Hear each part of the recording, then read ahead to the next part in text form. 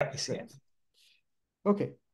So yeah, so my presentation is about scalability and generalization of transport modeling and simulation with AI. It's a long title, but again, I hope um, I can lead you to understand that a little bit more about the relationships or the potential of AI in policy making, and in particular relationship with simulation tools or using simulation tools for policy making. So the presentation will start with a motivation about large-scale simulation complexity. And then I'll talk about what people are doing right now, and that includes me and my team, in terms of solving these problems using AI, these limitations in terms of simulation complexity. Now, I will also, in the same way that I'll show these methods, I also describe their limitations. And these limitations, in my view, are quite important. So I will then go through a set of 3 hypotheses towards solving those limitations that are part of a new project that I was recently awarded from the Novo Nordisk Foundation. It's a Danish foundation. Then in the end, I will put everything together in a specific example with traffic simulation.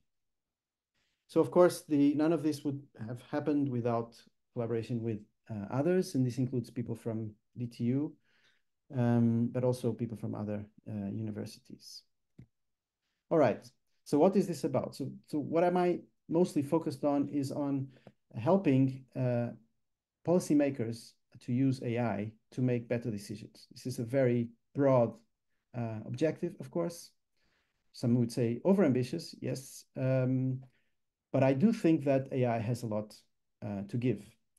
And from a policymaker perspective, at least the way I see it, and I mean, I can mention many other people that agree with me that policymaking is extremely complex, that involves quite a high number of variables with lots of uncertainty, all in a dynamic context. I will give an example of how complex this can be with this project called Lynetteholm. Lynetteholm is actually a running project in Copenhagen that is about creating from scratch entirely new island. Can you see my mouse? Yeah. Yeah. Good. So there's this entirely new island that is being built. So it's starting to be built. That has an estimated cost of $3 billion. Some say, including myself, that this is largely underestimated. And this is expected to be ready by 2070. It's relatively small, but still it involves quite a lot of investment and a lot of infrastructure, new infrastructure being built. One major motivation from the authorities is for flood protection and climate resilience for this. So, of course, among the decisions that people have to make, these from a transportation and land use perspective, you should include like new transport infrastructure, how to integrate public transport hubs and major roadways, and of course, where new housing and services will be, what's there, how to establish them, and so on.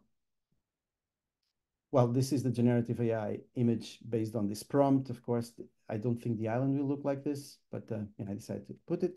The point here I'm trying to make is that there's a lot of new decisions involved in this.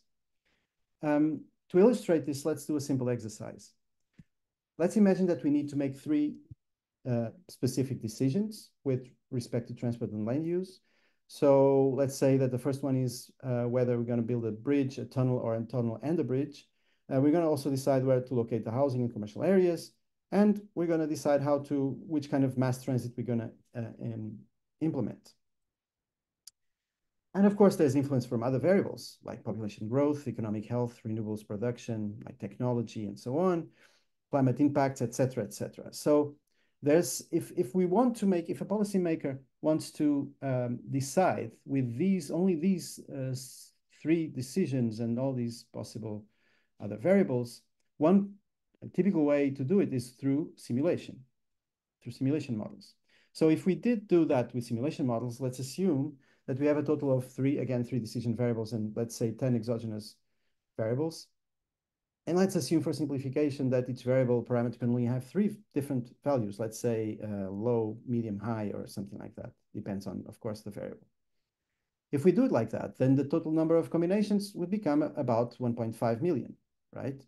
So, of course, I mean, these are the number of combinations of simulations that you could run, but we obviously don't need to analyze all of them because most of them are redundant, unrealistic, or irrelevant. But let's say that only about 0.1% are meaningful and that we can actually easily find those set of meaningful combinations. We would still need to run about 16,000 scenarios. If you think that a transport simulation model for Copenhagen currently would take about 1 day per scenario, we would need about 43 years of computing power to analyze all these, so to say, relevant scenarios. That's a lot. Now, of course, to make my point even more clear, of course, I was extremely simplistic because I was ignoring a lot of time dynamics. The number of relevant parameters easily becomes much, much bigger. The number of options per parameter, of course, will be greater than 3. There's lots of uncertainty. And I'm ignoring even interaction spillover effects with other systems like energy or waste or logistics and so on. So the point I'm trying to make is that there's too many possibilities. We may have amazing simulation models, but given the number of possibilities and given the fact that these simulation models are very slow, we do have a problem.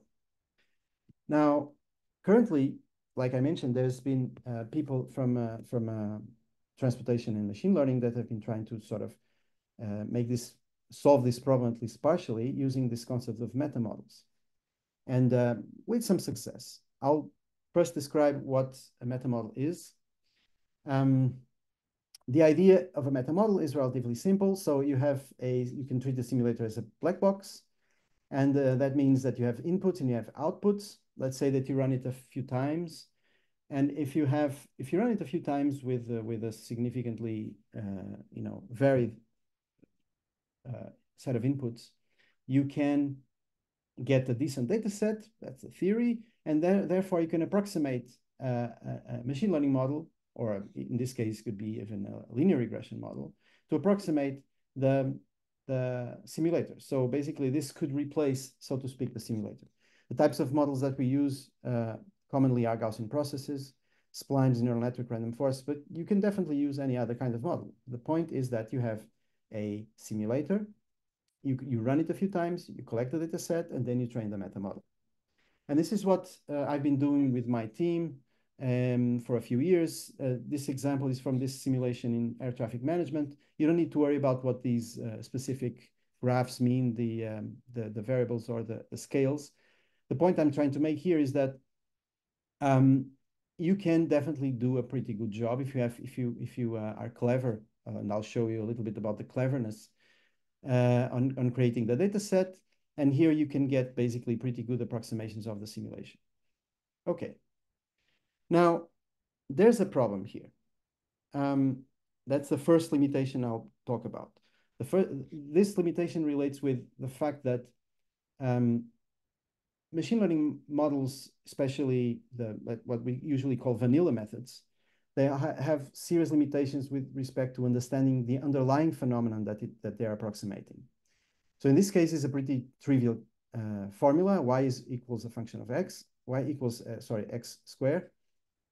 And what you have here is basically a data set. On this side, you have the training data set. So let's say that we generated data from this function. You see that I did not add any noise, so this is perfect data. So in theory, if this machine learning model works well, if I ask it to predict for this side, it should just learn it, right? I'm not even giving any sort of noise. So that's the objective. Now, if I run it with what I'm calling vanilla methods, so the traditional machine learning models that don't know anything really about the domain itself, basically they will approximate whatever you give in the training distribution, and then they will tend to fail on the out of distribution. So this is a kind of a typical effect, typical behavior. And I'm sure most of you have seen this in this IID assumption, independent identically distributed assumption. This idea that if you want your model to generalize well, you have to make sure that the distribution of the inputs, so of the training set, and distribution of the test set, they fall out of, they are essentially similar. Okay, so we have a problem. And why is this a real problem in our case, the one that I was talking about, the meta models and simulation? Because if we want to do policy in the very long term, we want to simulate interventions and counterfactuals. What if we have a different population, different network, different preferences, right? So we need to make sure that the data distribution on the training set is, at least if we use those methods that I just showed, we need to make sure that the whole thing is IID. Okay, that's possible. Let's say that we do train the model to cover as much input space as possible. There's a machine learning answer to this called active learning meta modeling that tries to precisely create your simulation meta model in a way that you cover as much space as possible. How does it work? I'll explain now what active learning is about. So the idea of active learning is to create a approximation to whatever phenomenon that you are learning with a minimum number of data points as possible. This is great for simulation because a simulation run is very expensive. It can, like I said, it can take hours to days. So each data point that you collect is very expensive. So yeah, so I'll explain how active learning works with this simple exercise. So let's start. It starts with 0. So this means that we have absolutely no data. And this that you see here is basically it's the prediction for whatever function that we are learning. So let's say that we are predicting like I say, a simulator behavior, where this is the inputs and this is the outputs. And since it doesn't know anything, it just says, well, the outputs is going to be 0 no matter what. This is called the prior. So let's say that we have one data point. We made one simulation run, and we integrate that in the knowledge that we have. Active learning, basically using, in this case, Gaussian processes, it can predict that in the neighborhood of the run, you have much more or much less uncertainty. So you have much more precision, and you know more or less the values around. So this means that you have a surface, response surface, where you have a distribution of uncertainty. So this is what will determine the next data point. If I was in an interactive session, I would ask you where you would put the data point, and usually your answer is either on this side or this side, which is correct. So we have these two data points, and we already have an approximation of the function that is, I would say, much better. But you still have a lot of uncertainty. So let's say you have another opportunity to get another point, and then you get it. You probably tell me that you get the point there, and so on and so forth. So in this case, with only 4 data points, you get a pretty good approximation to the true function. This is, of course, an artificial data set. It's a very simple case, of course, for illustration. But the point for active learning meta modeling is exactly the same. So you have a multidimensional input space and a multidimensional output space, and the idea is to run simulation runs, let's say the simulator many times, to train this meta model gradually. Okay, this is similar to other approaches like efficient design and so on, as far as I know. Okay, so this is what we tried, and we do get really good results. So the results I showed you before are pretty much from this method. And on the right-hand side, I can show you that with the active learning meta modeling, we achieve much faster training of the model than if we had some random or Latin hypercube sampling approach.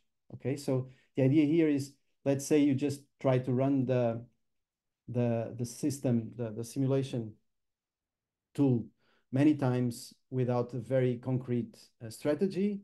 if you do it randomly or approximately randomly with latent hypercube sampling, you take 25 days, while with active learning meta modeling, you take only 7 hours. So you can see there's quite a lot of benefits. We can cover a lot of space. It generalizes pretty well in distribution, but if we get a large enough distribution, we're fine. Now, okay, so have we solved it? Maybe not. Let me explain. First of all, active learning meta modeling requires a base model also with an IID assumption. In the case that I explained the example, it was a Gaussian processes model. This model also knows absolutely nothing of the domain. That's if you have a relatively small problem, that's fine. I'll get to it in a second. But the other issue is that the acquisition function is typically designed just to maximize entropy reduction. So this criterion that I was asking, where do you pick the next data point? I was just using points with high uncertainty so that you reduce the uncertainty. But if you're doing this with a simulation model with with policy objectives and so on, perhaps some of those points are irrelevant anyway. We could somehow filter, maybe we could solve this problem. But then the third issue is the biggest one. The ideal search space is, in fact, still extremely large and high dimensional. So even if we apply active learning, first, the space is very large anyway, but the number of possibilities would probably be larger than the ones we can think of in the first place. So this is a good solution when all scenarios can be defined clearly in advance. Let's say for short-term decisions, for systems that are closed. So when we know everything, we know all the variables are sort of under control, or when we have low uncertainty. This, of course, is not what I believe we have with policy, with daily or the real policy problems that we have today. So summarizing again, we have too many possibilities, like I said, for policy problems. Our simulation models, our state-of-the-art simulation models are pretty slow and extremely complex. We do have machine learning meta models to speed them up, but these tend to be still correlative or correlational versus causal. And to address this in a way, we can use active learning, but still we cannot cover everything. One thing is that maybe some of you have noticed is that I always treat the simulation, in these cases that I talked about, I always treat the simulation model as a black box. So we are essentially ignoring everything that is inside, and these simulation models have decades of knowledge encoded there. Aren't we losing something? So what I'm going to talk about now is this idea behind the Apex project, the one that I mentioned before that is funded by the Novo Nordisk Foundation, which has the goal of designing new machine learning meta models that are tailored to each individual simulator. The idea is also to mimic the simulator's behavior beyond the training distribution without a substantial performance drop-off.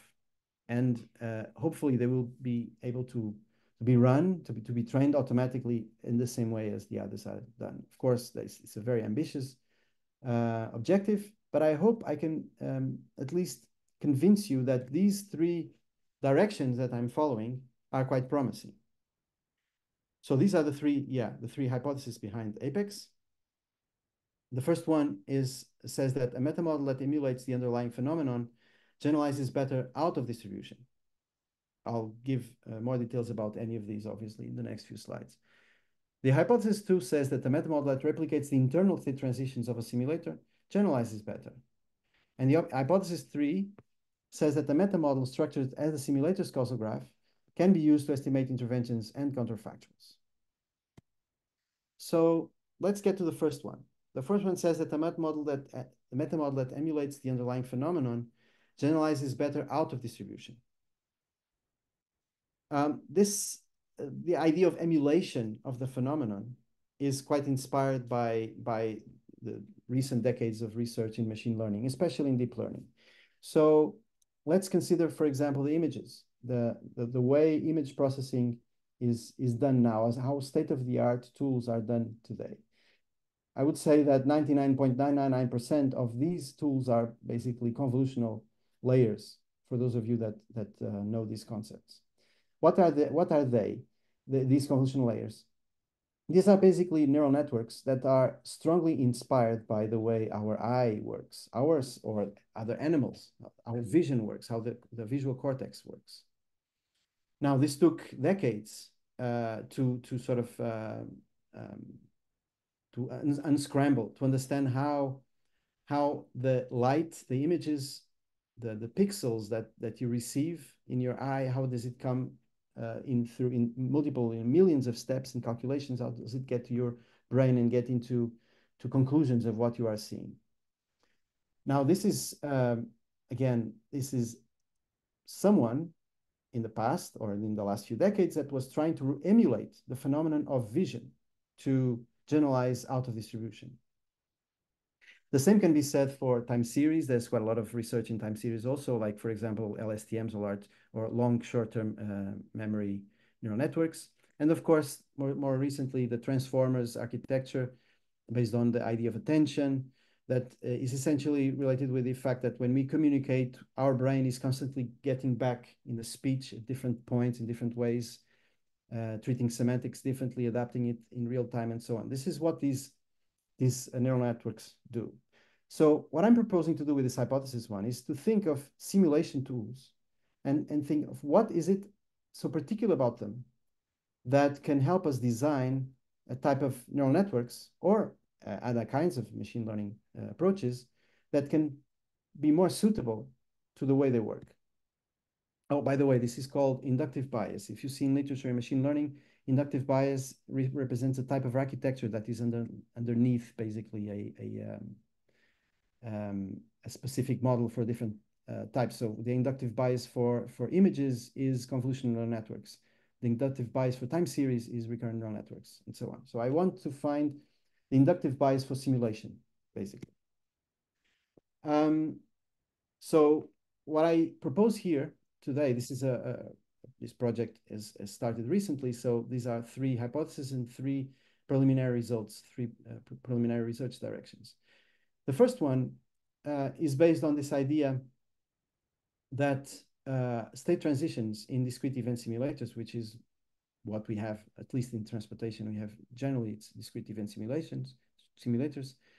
The idea is that these state transitions are often prone to mathematical approximations, like polynomials, differential integral equations, or Fourier transforms.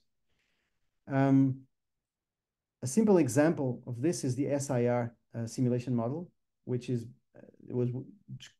became very popular in the pandemic. SIR means susceptible, infected, recovered. So the simulator is basically concentrate on these 3 equations, where what we talk about here is the transition of the number of susceptibles equals this expression, the number of infected people is given by this equation, and the recovery comes from this other equation.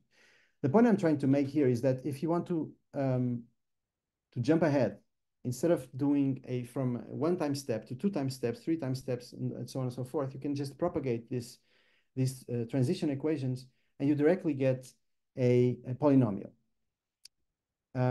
So the point I'm trying to say here is that perhaps in many discrete event simulators, what inductive bias that you could get is through polynomials, which I'll show you in the next slide. But before that, I must say that there may be other possible inductive biases for simulators. Maybe in the discussion, we can think about other types of inductive biases for simulations. But if we assume the polynomial nature of state transitions, then we could use multiplicative neural networks for this inductive bias. This is a new kind of neural networks. These are reasonably new research, including some work from us based on this PDC architecture. And the idea there is, again, to instead of applying, for example, like a multi-layer perceptron, like classical neural networks that are essentially additive, in the multiplicative neural networks, you do have quite a lot of combinations or multiplications already from the beginning. That's more or less the trick there. Now, the issue is that the research right now is you still, if you have a polynomial phenomena that you want to approximate, you still need to give a degree that is high enough such that you learn. So in this case, for example, let's say that the true function that we're approximating is a third degree polynomial. If we use a multiplicative neural network of degree 2, it's not going to learn at all. You see here that's actually worse than the other vanilla machine learning methods. By the way, again, the blue line corresponds to this function basically. Now, if we use a multiplicative neural network of degree 3, you see that it approximates it almost perfectly, which is great. And if you give it a degree 4, it starts deviating. If you give it 5 and 6 and so on, it starts deviating. This one is actually degree 6. So, of course, I mean, you could think, okay, so if I know that I have a polynomial in my simulation model, I can give, I don't know, a degree 70 or whatever. Of course, this doesn't work like that because the neural network becomes super complex and it's going to be hard to train. This is a limitation of this approach. And I'll get back to how to address it in the hypothesis 2. So in this, the next couple of slides, I'm just going to show you a few experiments that also involve our own neural networks, our own MNNs. In this case, we basically use this virtual library of simulation experiments. These are a few functions. Of course, we don't know the true polynomials. We only have the data from these surfaces. And the goal, of course, is to approximate them. These are the results in out of distribution for all these functions that are in this website that I mentioned. What I'm trying to show you is that in the multiplicative neural network, you have much better, widely better results than in the vanilla, except for these two cases, which I believe in the end they actually end up being almost linear. All right. So how do I relate this with the SIR discrete event simulator? I'll show it in a few slides. Let's get to hypothesis 2. The hypothesis 2 says that a meta model that replicates the internal state transitions of a simulator generalizes better. Notice that from what I described before, the current meta models, those that I mentioned in the beginning, they essentially approximate the input to the output directly, and they ignore a lot of intermediate calculations. If any of you, I mean, I'm sure many of you have experience with simulation models, and these are, huge tools, slow, et cetera, but you know that you can go in and just print out the intermediate calculation, intermediate state values, right? So why are we developing meta models that go straight from input to output instead of learning the intermediate steps, at least approximating those intermediate calculations? This is basically the idea. And this follows this also machine learning research called neural algorithmic reasoning that says that any algorithm is decomposable into a sequence of intermediate calculations, or state transitions in our case. And it says that a faithful approximation of the algorithm should replicate intermediate calculations. So in other words, the algorithm, the machine learning, the neural network, or whatever you're using, might not know exactly what the phenomenon is, but if you can approximate those intermediate calculations, you can get a much better performance than going just from beginning to end, what's usually called end-to-end calculations. In our case, in a simulator, a discrete event simulator iterates state transitions by replicating similar operations. Sorry, I need to get rid of notifications. Yeah. Okay. So in a simulator, in our case, we know that by being a discrete event simulator, we know that it iterates state transitions over and over again until you end with some stopping criterion, right? So we could just, like I said, just dump those results out. So get the logs of these printouts of these state transitions and use them for our model, for our meta model. And another thing that I should point out, based on the previous hypothesis, that some such transitions will be nonlinear or polynomial, for example. Okay. So now this is when I put together the hypothesis 2 and the hypothesis 1 in the SIR simulation.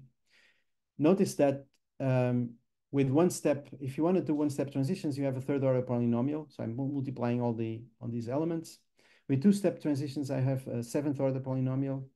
With three-step transitions, I have, I don't remember, maybe 15 or 16 order polynomial, and so on and so forth. So if we want to do 8 steps ahead or more, instead of going through a polynomial that is a huge degree that would have issues with converging and so on, like I mentioned, maybe we can just split it into a smaller set of intermediate transitions. So for example, applying 4 times the seventh order polynomial, so 4 times 2 equals 8, or 8 times this one, the third polynomial, or 2 times some other order like the fourth, yeah, 2 times some polynomial corresponds to 4-step transitions. This is the reasoning that we had for one of our recent research. So in this case, we have basically these polynomial neural networks with a certain lag. And so certain lag means that this corresponds to, like I said, lag 1 is 3rd degree, lag 2 is 7th degree, and so on and so forth. And we apply them a number of times to go from the state 0 to state whatever, 30, 40, whatever it is that we are approximating. So we are combining the two. We applied this with the SIR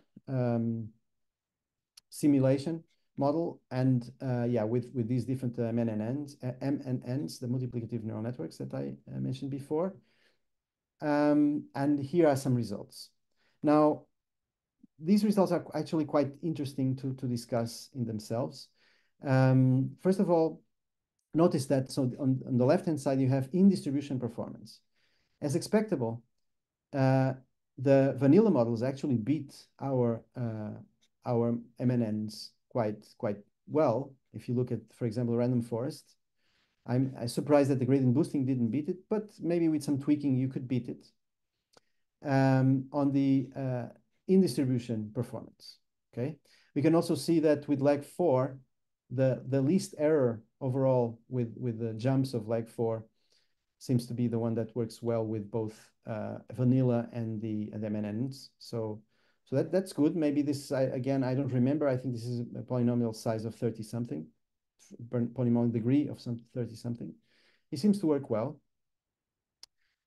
But what's interesting is in the out of distribution performance.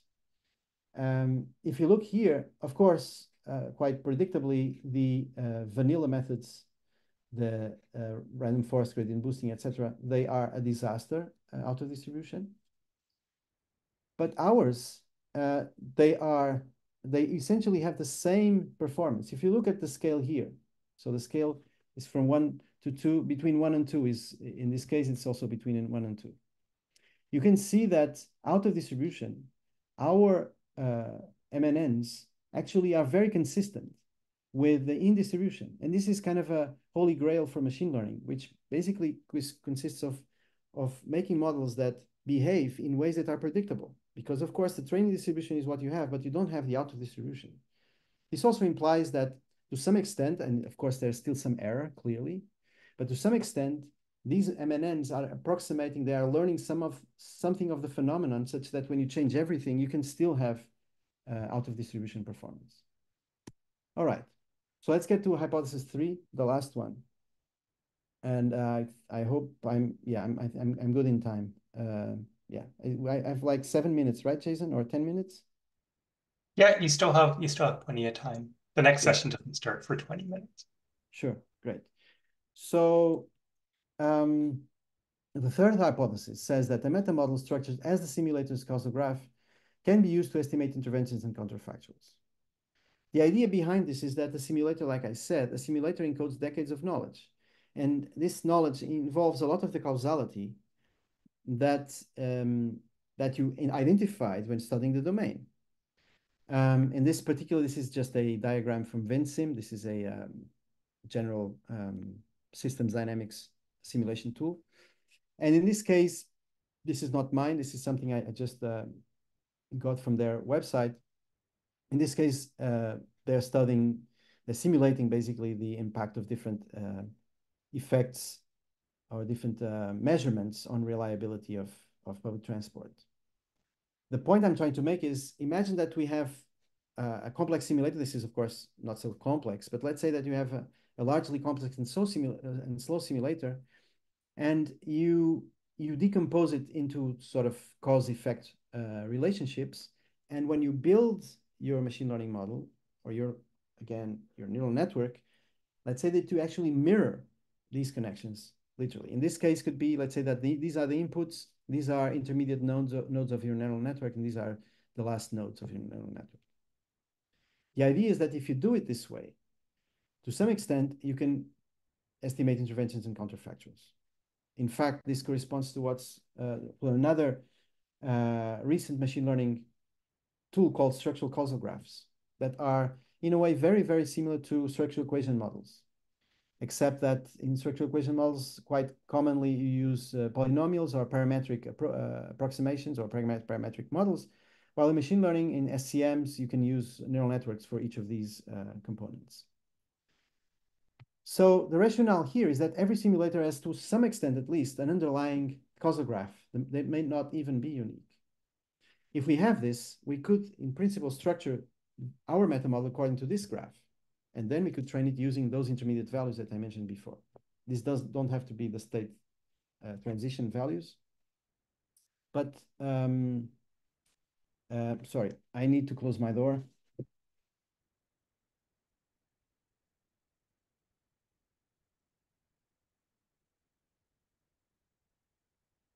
Okay. So, and the wind is doing its tricks. Okay, fine. So the point is that if you have an SCM, if you have, just like in a structural equation model, we can do interventions and counterfactuals directly. I'll give an example of something that is not done yet, or to some extent it is, but sort of illustrates the point.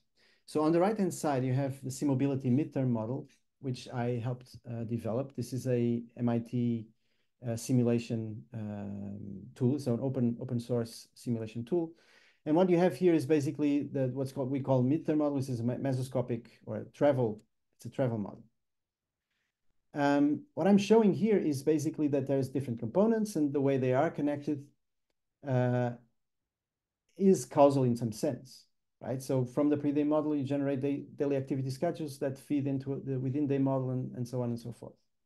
What I'm trying to show is that if you have this structure, you could in fact decompose, instead of using SimMobility as a whole like this, you could get each of these boxes approximated with each individual machine learning model. And this has been done to some extent, or can be done directly with some extent, because there's work already done in each of these boxes. Now, of course, you can go steps further and further and go inside each of these individual boxes and get their individual, or more detail. You can zoom in and get their causal graphs. Now, of course, in terms of machine learning, the best way to approach this, for example, when I look at this, I think of graph neural networks, because you can see here a clear graph. In the same way that I mentioned here, it could be with a graph neural network. And this is what I'll do in the case I'll show in the end. So these are the three hypotheses of Apex. The first one tries to get this inductive bias that I mentioned. So what is the kind of type of neural network layer that you need to have to learn a simulator behavior. The second one says that if you get inside the simulator and get these individual calculations, maybe you could at least approximate the internal intermediate state transitions. And the third one says that, well, you have a simulator, you designed your simulator, you know at least enough of how it's built. Maybe you can break it into pieces, into pieces that are causally related, and build your model accordingly. So I'm going to put it all together in a simple research that is ongoing. This is basically the static traffic assignment model using PTV Visum.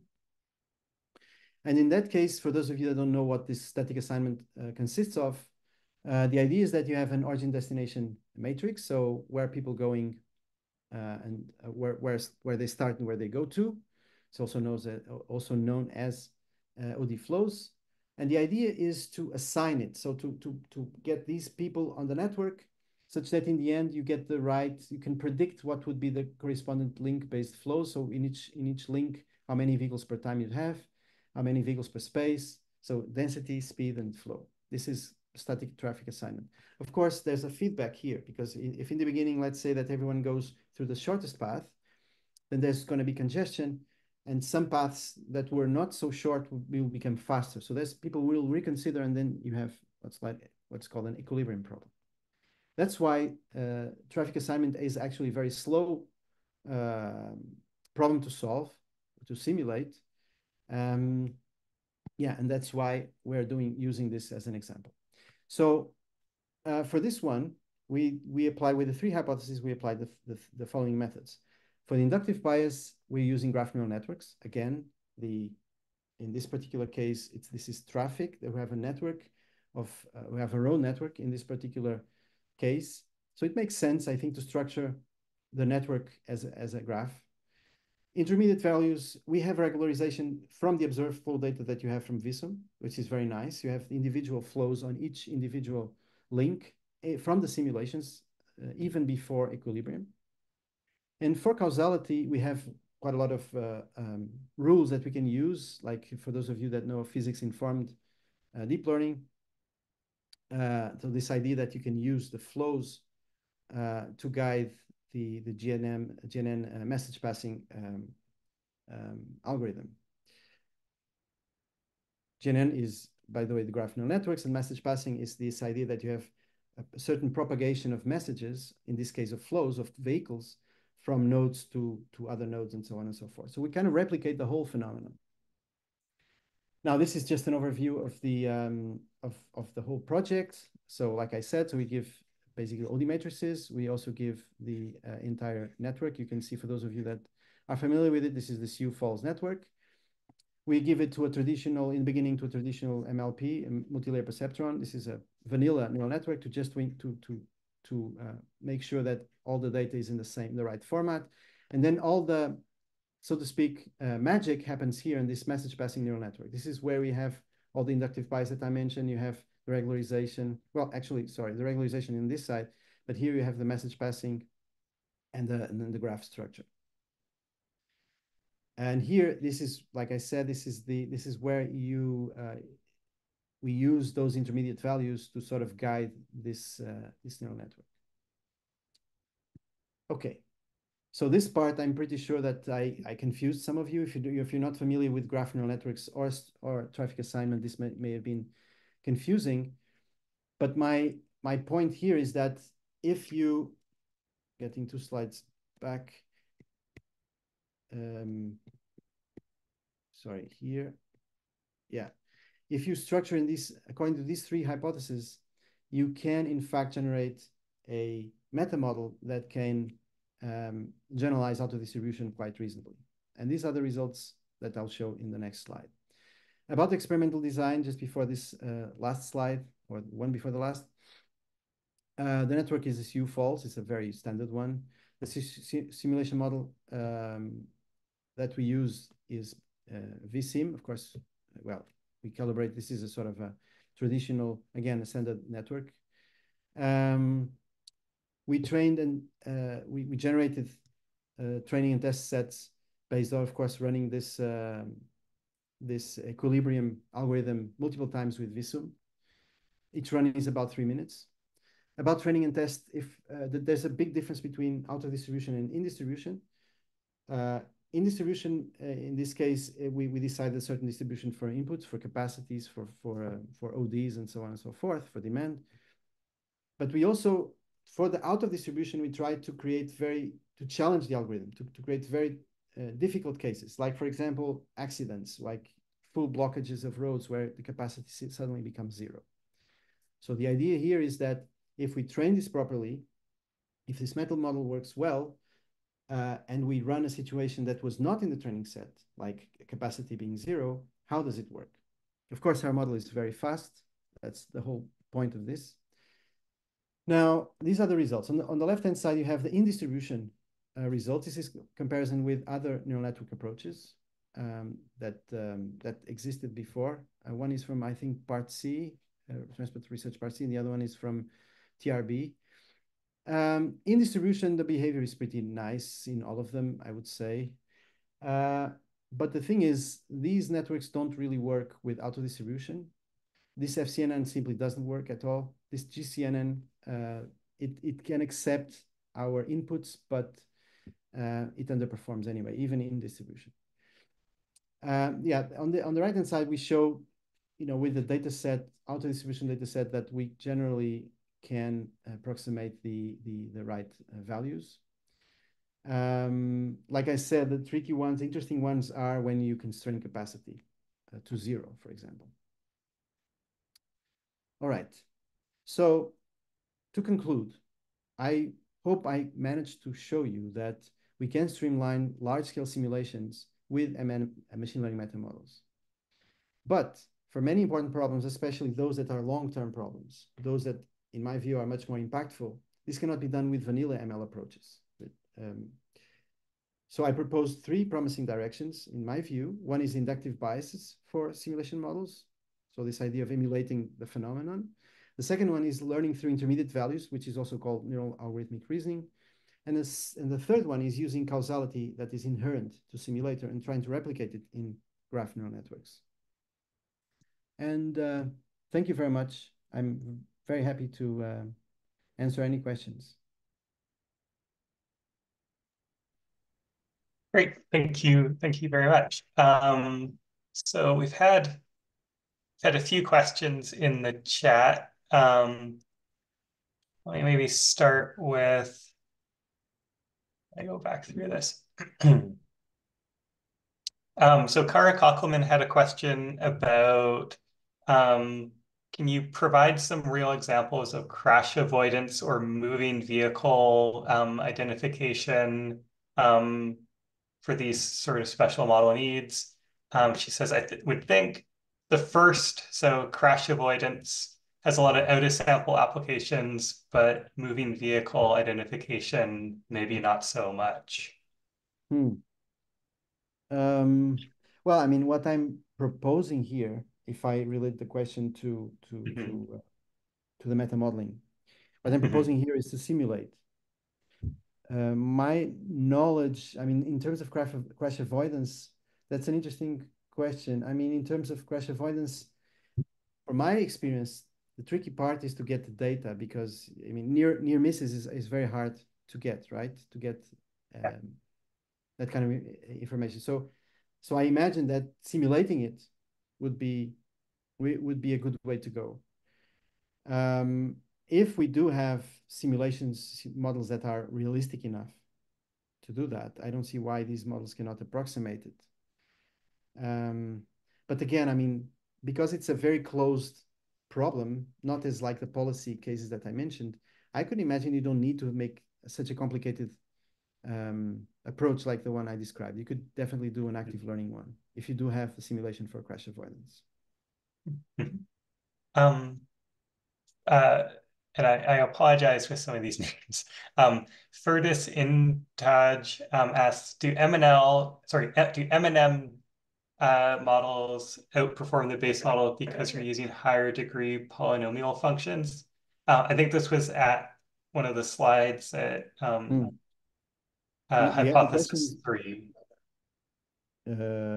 sorry. So if the MNN is outperforming, I can share the The answer. other models that you compare it against because you're using higher degree polynomial functions. For sure. Yeah. Okay. Let me see. Am I sharing my screen? Let me see. Yeah. So, well, am I sharing the screen? Yeah. Because I suddenly, let me see if I get that slide. Well, it's not allowing me to do that. So the question is if is it about these slides, or is it about the other one? Yes, I think so. Yeah. Yeah. Why is it outperforming? Yeah, because it's true. It's exactly that. I mean, the MNNs are emulating a polynomial. And of course, the phenomenon that we are working with here is based on polynomials. But don't forget that this is in multiple jumps and so on. So it's not like just approximating one polynomial. The point I'm trying to make here is that if you have a phenomenon, underlying phenomenon that is polynomial in nature, you can do a good job in distribution. That's what people have been doing. But out of distribution, you cannot. You can only do with MNNs, which which basically approximate polynomials. So yeah, I mean, in that sense, it is an unfair comparison. Mhm. Uh, but the truth is, there's no. I mean, you would have always to use polynomial neural networks anyway if you want to do this. Okay. I hope I answered properly. I think so. Um, a question from Mingjiang Hua. Can active learning meta modeling solve large-scale transport simulation and optimization problems such as task assignment and route planning for 1,000 drones? Yeah, that's a good question. I wish. I mean, the thing is, active learning, I would say you can solve a lot. You can use it as like a heuristic approach Mhm. for optimization. You can definitely do that, but you need to rely on, it's very important that the simulator, if that simulator is fast enough for the approach. You understand? So the issue Mhm. is if you use these tools and you need much more data points than the tool can give you, it's not going to solve anything, right? Mhm. Um, but from a for yeah for sort of traveling salesman approximations and so on. Again, if your simulator is fast enough, I think it could be a good way to make to do jumps to do faster optimizations. I would say so. Yeah. Okay. Um, a very simple question from Jun Liu. Um, is this code openly available for the work that you've done? That's a good question. So the polynomials, I think it is. So okay, short answer. It will be all of it because part of Sure. the Apex project will everything will be available. But a lot of what I showed you today is pretty much research. You see, for example, this, I don't know if you can see my mouse, but Mhm. this paper is in archive. So it's not Yeah. even published yet. So a lot of stuff is Yeah. really, really, really very fresh from the oven. Yeah. No, that's great. Um, Another question, did the Vism model runtime vary with the change of different degrees of polynomial functions?